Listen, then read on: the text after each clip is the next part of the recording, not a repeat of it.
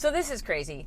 Would you believe that 3 of the 4 escrows I have right now are sight unseen purchases? Kristi Cotton, Corcoran Pacific Properties, helping you live true to who you are on the Big Island. In spite of all the travel restrictions and COVID challenges, buyers are still purchasing in Hawaii, and many are doing so by making sight unseen purchases. I'm here in Kona today to meet the home inspector for the inspection summary for my client's sight unseen purchase. The inspection period is one of the most important parts of the transaction. Whether you've seen the property or not, an inspection by a professional home inspector is an absolute must. So let's go talk to the inspector to get a little more insight on the inspection process. So I'm here with Rocco Landy with No Surprise Home Inspections. How you doing, Rocco? So far, so good. Good. How'd the home look today? This one was nice. It's going to be an easy report. Nobody's going to hate me too much today. Cool. So what can a buyer expect during a home inspection? Basically, the home inspection is a snapshot in time of the condition of the house.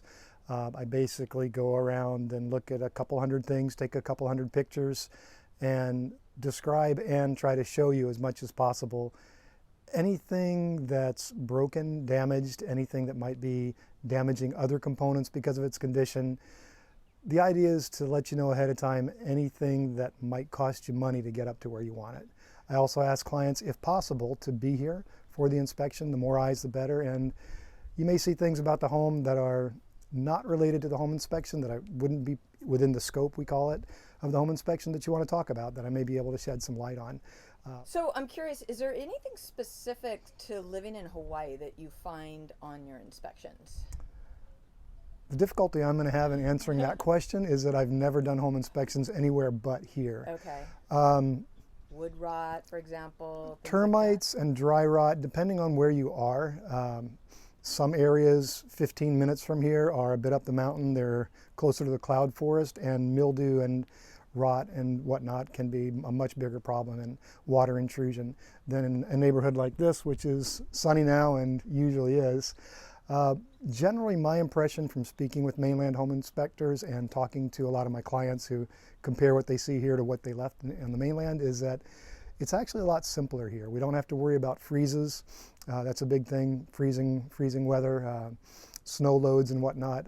Don't ask me to calculate the snow load of your roof. I have no idea. I knew it for the test, but I couldn't tell you now.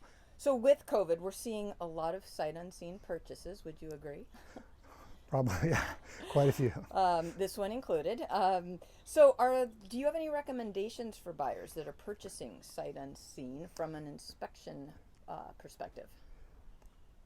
Strictly speaking, the inspection report that you'll get from me during this episode is exactly the same as the inspection report you would get from me before it and after it, which I hope is soon.